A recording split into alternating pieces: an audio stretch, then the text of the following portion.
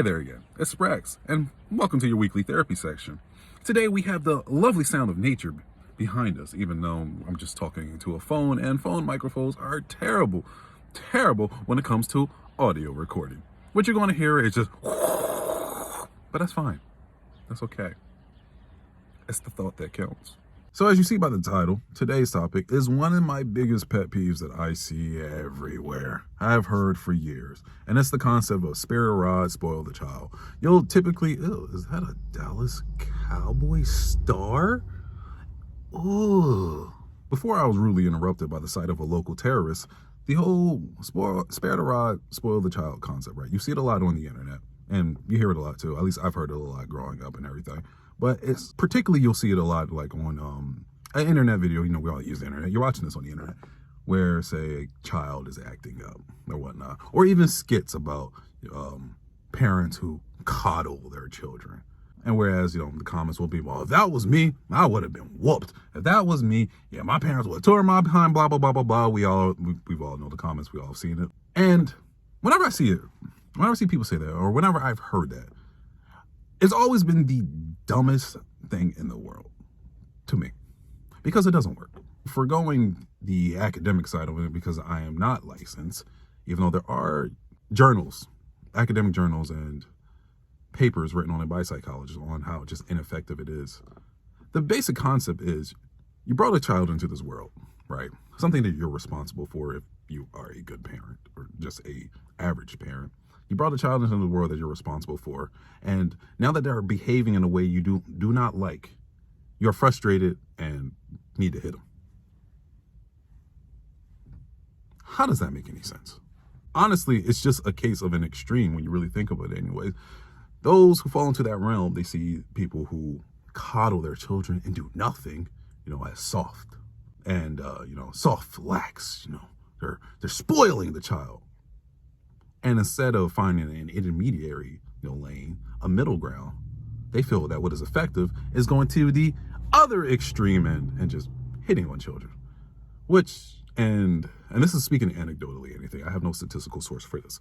But in many cases that I have seen, a lot of those people who feel the need to do that come from toxic households and were kind of abused as children.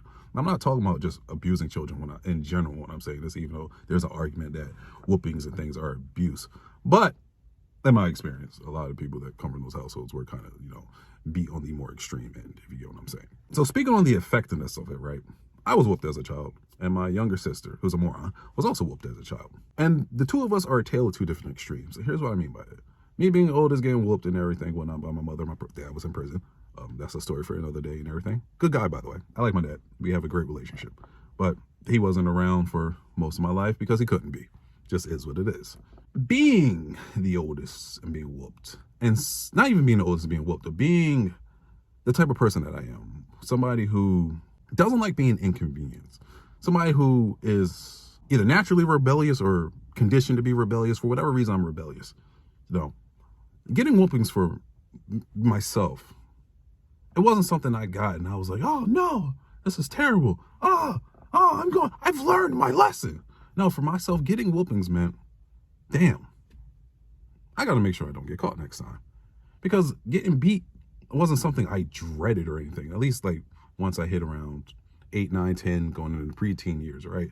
It just became a mild inconvenience. And rather than being mild inconvenience with that or getting punished, I just made sure I didn't get caught. Meanwhile, the complete inverse was my moronic sister, who getting whoopings for her were also a inconvenience. But rather than not doing it again, she just decided, oh, fuck it, I'm just going to get inconvenience. And would do the same thing again, the same exact way, and get whoopings again and again and again. Non-stop in that fashion. 2 children, 2 outcomes, 2 levels of ineffectiveness. And every time that happened, it was because of what? My mother was frustrated. She was frustrated with our actions, right? If things didn't go the way she was happy with. But instead of finding a way to deal with it, you just act on that frustration in a violent manner because it happened to her, and which happened to her parents, and so on. It happens in the community. This is something that just is the way it's worked. It happens worldwide, right? And it isn't as effective as it as people try to make it out to be. Like, you'll see on the internet comments were like, well, people would start justifying, I was beat as a child, and it really did good for me. And then I started thinking, like, did it really? Like, we're all different and everything, we all learn and operate differently. But for everybody I know that was beat, it really didn't work for them. It really didn't at all. So going back to my like rebellious angle that I was talking about. See, I was encouraged to read books as a child. I also had access to the internet, and I was encouraged to think critically. Something you should probably never do with a kid if you're not prepared to get somebody that's going to question everything. And what I mean by that is, so from older adults, well, I actually would hear this from my mother, because she would basically repeat the rhetoric of what the older relatives and whatnot would say, the older people that she grew around there. I'm struggling with the words there. But I also hold this from like just other old school people that are actually old school, I meant to say. And that's the whole, bro, back in my day though, if I said the things that you said, I'd get hit in the mouth, right? Like I've heard that a lot, because I would challenge things a lot. And people like, if I talk to my mother the way you talk to her, I get punched in the mouth. And people would say that. And even me at a age of, say, around like 10 years old, I would look at that and I'd be like, wow, that's fucking stupid. Probably didn't say the F word then, but there was definitely a that's stupid in there. And then once teenager years, it became that's effing stupid and everything. Because I was observant, right? I looked at the environment, and you have people that are poor. You have the community, which even though a lot of people try to act like they're old school and everything, a lot of people have gone to jail. A lot of people have gone to prison. There are murders, everything on television and everything. I don't really think this punching your children in the mouth thing has really worked at all, right? So I would then respond, well, it wouldn't work with me, because it honestly wouldn't have worked with me. I would have gotten even worse. In fact, if I had got punched in the mouth by my mother, I would have been completely resentful. We already have a very, very contentious relationship as it is, right? And that's not from the whoopings and everything. It's just from other things, toxic household, emotional manipulation, narcissism, and everything. She has her issues. She needs therapy for it. And we're not really going to get into for this video, but we have a contentious relationship. Punching me in the mouth would not have stopped me. It would have made me resentful more than I already ended up being in my teenage years. And then it would have had me question more and really say a lot of things about bad parenting and whatnot, which as a teenager, I was quick to call people. I was a wild kid. But it was dumb. It never made any sense, because the effectiveness, just looking around, was like the effectiveness wasn't there. It wasn't effective at all. Like, the effectiveness wasn't there. You could just see, like, if this was supposed to be such a good teaching method, then why is everything so fucked up? Can y'all answer that question? In fact, especially once I started to get even older, and learn more things, things that are swept under the rug and whatnot, from like reading material and other stuff, you start learning how, a lot of people were getting their asses whooped. And by people, I mean spouses. You're telling me to keep me in line, you would punch me in the mouth, but at the same time, your husband is whooping the dog shit out of you, or was. Okay. Yeah. Super effective. Those are the things that would go into my head at that time. And at some point, I actually would start voicing it when people would say that. And I was like, yeah, that's funny, coming from the era of rampant domestic abuse. A lot of older people didn't like me saying that.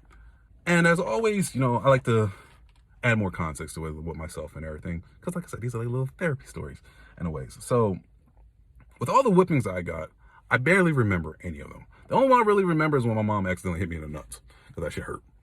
This is true. That hurt. The rest has just have been a blur, because it didn't matter at some point.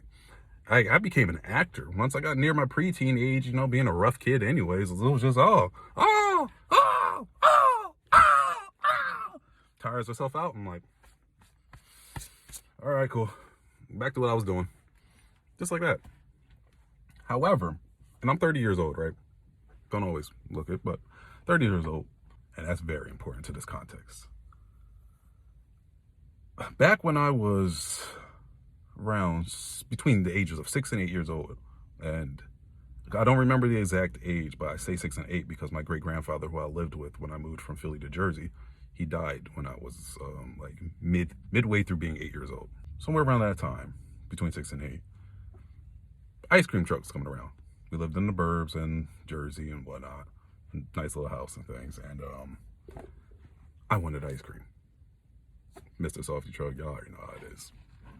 Didn't have any coins, so I went to his room, the room he had downstairs, and I took his coins.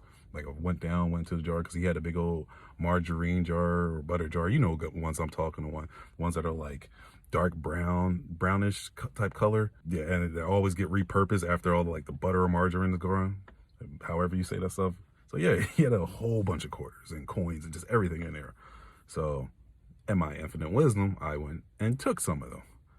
Now, of course I got caught because any kid at that time is incredibly sloppy. Like, let's be honest. Went there, took the coins, it wasn't even that much, but then I went and got some ice cream, blah, blah, blah, blah, Eventually he comes and addresses it to me, right? He comes up to me, my great-grandfather, who was a cool dude. Unfortunately, he was alcoholic. When he started drinking, you would see his bad side, and he would get pseudo-violent, and I say pseudo-violent because he would chase me around and threaten to beat me, but never actually did. It was so weird. But when he wasn't drunk, there was he handled things in a very seasoned way. And what I mean by that is when he addressed it to me, he asked me if I had took his coins. And of course, I'm going to cave, eventually gave. Like, yeah, I admitted it. I stole his quarters. And what he did, he didn't take out a belt, didn't take out a switch, didn't take out a spoon, none of that. He just said, you could have just asked, I would have gave it to you. Remember when I said I'm 30 years old? To this day, I remember the disappointment that he had in me and how much that shit stung. Nothing hurts more, especially as a kid, when somebody that you look up to is disappointed in you. Oh, that hurt. It hurt bad. And in fact, when it comes to my best friends and everything and their children, because I don't have kids, but when I'm around their children and everything, I use that same strategy back on them. I treat the kids as young adults. I treat them as mature individuals. Obviously, they're children, so you let children be children, but you don't treat children like they're dumb. You treat them with respect and everything. And anytime I needed something done, especially when they tried to get over or things and thought I wouldn't notice, I did the exact same thing to them. Let them know that I was disappointed in their actions. There was no reason to do this. You gave your word for this or did that and whatnot, and the tears start coming. Oh, the tears start coming. And then not you, but then would also let them know why I'm upset with them, making sure they know, because once again, you treat them like mature individuals. You treat them with their respect. And that's been the most effective thing in any situation than just getting mad and yelling and shit. Like I said, I'm 30. I remember that.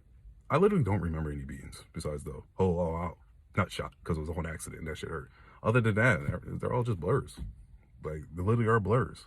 But that right there, yeah, that stuck with me. I don't steal from people. That was the last time that I stole from people. Corporations is a little different, but when it comes to people, because of that experience right there. Actually, before I leave this, I do remember a time I got beat, right?